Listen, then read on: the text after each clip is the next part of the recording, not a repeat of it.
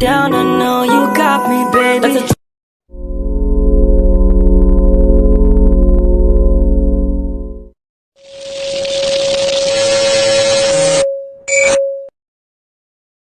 Saya Wediliho Frederik Rondang dengan NIM 250801067. Hari ini saya akan membawakan presentasi dari mata kuliah termodinamika dengan judul presentasi penerapan termodinamika pada panel surya sebagai sumber energi listrik ramah lingkungan dengan dosen pengampu Bapak Kiai Haji Dr. Muhammad Sontak Sihotang SSC MSI. Pernahkah kita berpikir bahwasanya dari mana listrik yang kita gunakan itu berasal? Sebagian besar listrik masih dihasilkan dari bahan bakar fosil yang jumlahnya terbatas dan dapat mencemari lingkungan.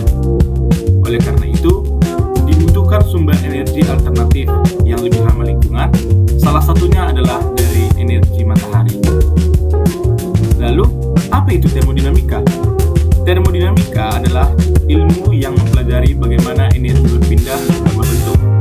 Dalam kehidupan sehari-hari, prinsip termodinamika bekerja di banyak hal, mulai dari stangkir kopi panas hingga teknologi modern seperti panel surya.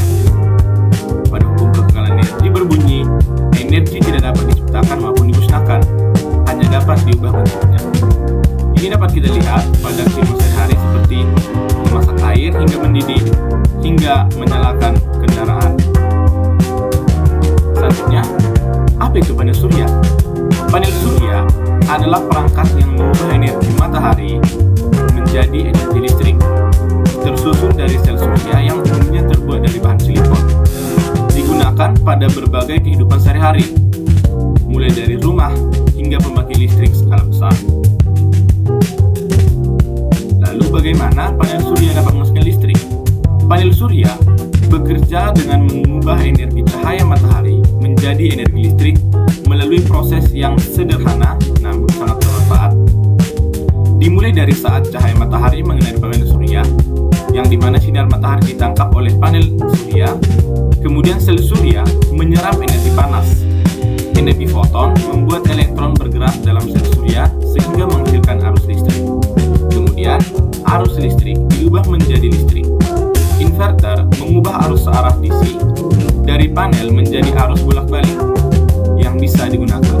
Setelah itu, lalu kita gunakan pada kehidupan sehari-hari di rumah, kendaraan, dan peralatan lainnya. Lalu kita membahas di mana letak termodinamikanya. Ketika sinar matahari mengenai panel surya, energi yang dibawa cahaya tidak hilang. Energi tersebut mengalami perubahan bentuk. Ini sama pada tadi kita telah membahas hukum kekekalan energi, yang dimana energi tidak dapat diciptakan maupun dimusnahkan, hanya dapat diubah bentuknya. Sebagian energi diubah menjadi energi listrik yang dapat kita gunakan. Sebagian lainnya berubah menjadi energi panas yang dilepaskan ke lingkungan. Proses perubahan energi dari matahari menjadi energi listrik ditambah panas, inilah yang merupakan konsep termodinamika. Hukum apa yang kita gunakan pada panel surya? Yang pertama ada hukum kekekalan energi yang berbunyi, energi tidak dapat diciptakan maupun dimusnahkan, hanya dapat berubah bentuk. Kita dapat dilihat pada rumus yang dimana delta U sama dengan Q dikurang W. Perubahan suhu energi dalam sistem itu sama dengan energi yang diterima, dalam hal ini adalah cahaya matahari, dikurangi dengan kerja yang dihasilkan, yaitu energi listrik. Pada panel surya, energi cahaya matahari yang diserap tidak hilang. Energi tersebut berubah menjadi energi listrik dan sebagian lainnya menjadi energi panas.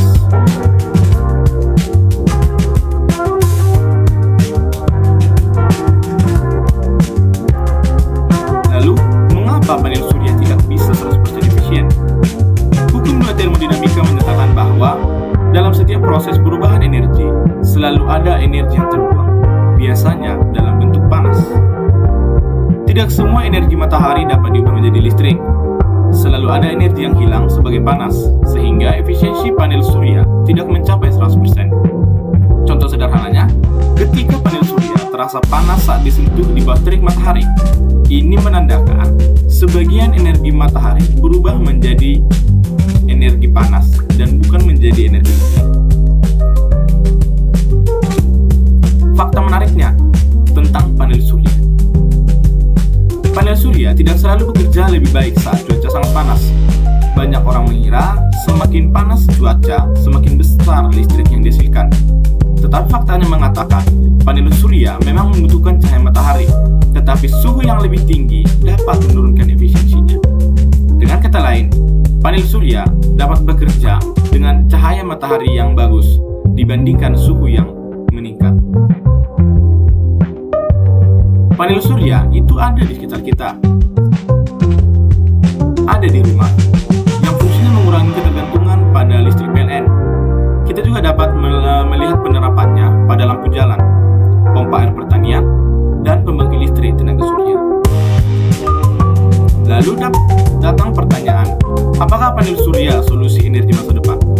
Jika kita lihat perbandingan yang telah saya tampilkan, peran panel surya memang sangat besar mempengaruhi masa depan, yang dimana peran panel surya itu adalah energi terbarukan. Ia adalah energi yang ramah lingkungan dan hampir tersedia di seluruh wilayah Indonesia. Sedangkan jika kita bandingkan dengan energi fosil yang memiliki banyak sekali kekurangan, yang dimana saat ini kita membutuhkan energi listrik, kebutuhan listrik sekarang itu terus meningkat. Tetapi cadangan energi fosil semakin berkurang. Dan juga energi fosil ini menyebabkan emisi karbon, sehingga mengubah iklim.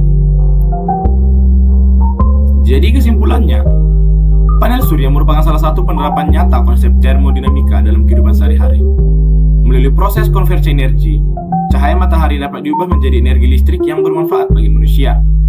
Meskipun tidak seluruh energi matahari dapat diubah menjadi listrik karena sebagian berubah menjadi panas, panel surya tetap menjadi teknologi yang menjanjikan untuk mendukung kebutuhan energi yang lebih bersih dan berkelanjutan. Sekian presentasi dari saya. Mohon maaf jika ada kata-kata yang saya salah. Atas perhatiannya saya ucapkan terima kasih.